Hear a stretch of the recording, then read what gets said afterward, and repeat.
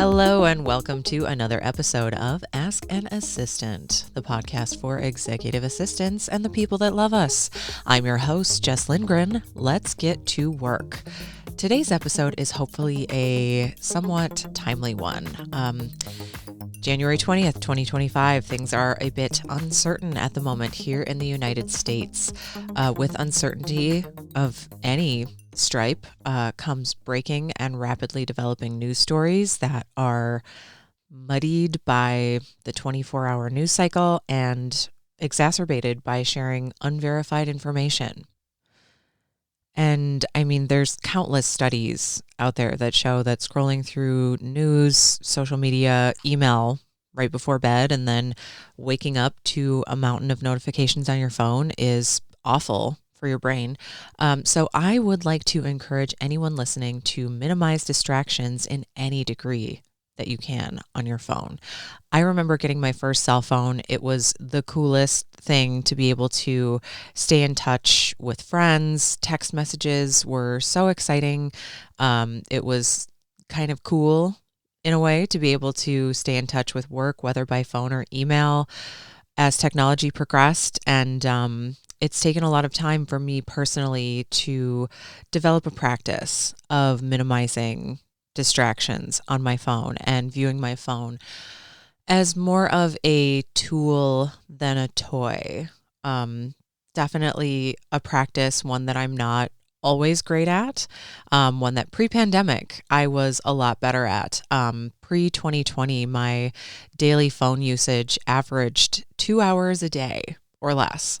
Now I would say I'm more like 4 to 5 hours a day. A lot of that is work, because a lot of my work is email, calendar, and phone based. And those are things that I can do, like telephone, like making and taking phone calls. And those are things that I can do from my cell phone. But I still really try to do as much of my work as possible on my laptop. And yeah, it's just so easy to be on your phone checking a work email and then feel the compulsion to check your personal email, check in on social media, play a quick round of a game, answer a text. So again, definitely personally, I consider minimizing distractions to be a practice, one that I've been working on for the better part of a decade. And here are some of the things that I personally have done that have helped me, and I hope some of them work for you as well. The very first thing that I did many years ago was turn my phone on silent. I very, very rarely turn sounds on. I deleted most social media apps and games from my phone. I turned off push notifications except for the things that I want and or need to pay timely attention to. And I turned off the number badge for email a long time ago. So that's just the high level, drilling down into some of these things, turning my phone on silent and very rarely turning on sounds. I used to date somebody who was a very early adopter of the iPhone, the smartphone, would get email pings all night long, leave their phone on the nightstand. It would be buzzing and dinging, and honestly was a contributing factor to why we broke up, because they just would not turn off the sounds and the vibrations. So that was something, again, 15 plus years ago. One of the very first things I did when I transitioned to an actual iPhone. The phone has been on silent. The vibrations are low, and I really love the do not disturb feature on my phone. While I was living on the West Coast and running an event on the East Coast, and I would leave messages for people, oftentimes still my working hours Pacific, but after their working hours Eastern. They'd call me back the next morning. 8 a.m. Eastern is 5 a.m. Pacific. Not a fun time to be getting phone calls. So turning the phone on silent, having the vibrations to be selectively available, and utilizing that do not disturb feature. Oh my gosh, like just absolute world of difference. And yeah, I can use my phone then more on my terms than on other people's terms, because anything, text message, phone call, whatever, coming into your phone, that's a demand from somebody else on your time. So keeping the distractions low in terms of the sounds and the vibrations is so important. If I'm at a work function or maybe I'm expecting a really important call, sometimes I'll turn sounds on, but those times are extremely few and far between. Deleting social media apps and games from my phone, again, big game changer. This was something that when I quit my job in 2013 and started my company, Gal Friday 612, in 2014, I started to pay attention to how much time I was spending on my phone. It was easier in an office setting where you're there for 8 to 10 hours a day. You're salaried, your time ebbs and flows. Sometimes you've got little downtime. Sometimes you've got busy time. There's definitely time to mess around, social media, games, whatever, little distractions on your phone. When I became a contractor and I was charging clients for my time, even just 1 hour a day, let's say sometimes it was an hour and 10, hour and 15, just an hour a day is one full working day by the end of a week. So that was a really important shift for me personally, was just knowing that I was taking 8 hours away from billable work. I was taking 8 hours away from time at home, time with family, time with friends. No judgment to anybody if you use them for work. If you simply like using them, that's fine. This is just what works for me. Something that has been very helpful for me is deleting the apps. I have not had Facebook on my phone for over a decade at this point. I do still have Instagram on my phone. And what I have done that has been super helpful is set a time limit. On the iPhone, you can go to settings, screen time, app limits, and I have a 10-minute daily limit on Instagram. And there are no other social media apps installed on my phone. And it's really, honestly great. If you want to take it a step further, you can fully delete your accounts, but as long as the app isn't on your phone, I think that's a great place to start. I have way too many Instagram accounts. I'd really like to consolidate them. Several of them have not been updated in years, but I would like to consolidate and delete some of them. I have a Facebook account that I'm logged into on my computer, and I don't actually know the password for it. And then I have a Reddit account that I use for the executive assistant subreddit and to post pictures of our cute cats and look at other people's cute cats. I would say I discover a new cat subreddit once a week, but definitely try to use the in-browser experience, because on your phone, the apps are really optimized for scrolling and engagement and dopamine hits, and the in-browser experience is different. And I personally feel like it is way easier to spend less time. Like, you can still check in if you're on a browser, but it's easier. It's harder to spend a ton of time if you're on your computer. For me personally. Deleting games from your phone. This was a big one. I remember, again, getting my first iPhone and the first apps, games that I ever downloaded, and just the little dopamine hits and the engagement and the spend more time doing this, and you get bonuses in the app if you spend time, and it just, again, easier to do when you've got ebbs and flows in your office life. Definitely something that I turned off and deleted most of my games when I started contracting. The two that I still play, for anybody out there who might be interested, I play Fallout Shelter. It is so fun to me, even though I've been playing it forever. It doesn't get old. I love my little vault dwellers. I love their little pets. I love maxing out all of their stats. I love sending them out into the wasteland to collect random things. I love making them fancier weapons so that when the death claws come and break into your vault, it's faster and easier. I don't know why. I've tried to play Fallout like on a console. It's just not for me. Fallout Shelter, however, on my phone, I love it. I also have a Tetris adjacent game called Cube Block. It was a pretty cheap, no ads upgrade, and it just works. Like I tried a bunch of different Tetrisy apps, and the ads were way too expensive. Like some apps will charge you 10 to 20 bucks to turn ads off.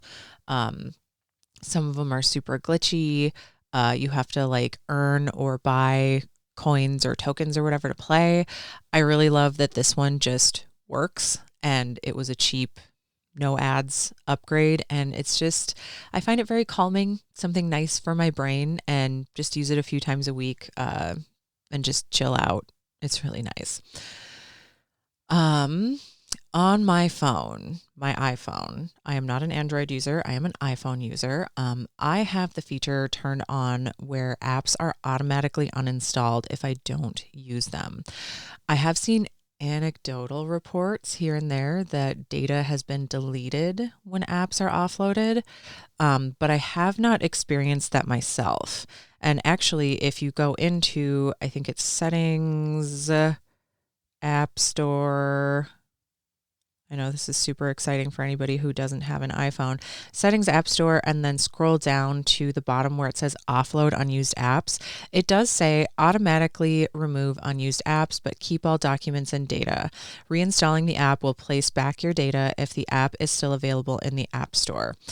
So personally, like I go in fits and starts. Like I said, I've deleted most games from my phone for a while last summer. I was playing the heck out of Pokemon Go. I haven't logged into it in several months. It is presently offloaded, but I know that if I re-download it, all my Pokemon are still there. All my steps, all my achievements, whatever, like it's still there. I've never experienced it where data has been taken away. But I'm not an Apple engineer, and I totally believe people if they say that their stuff has been gone.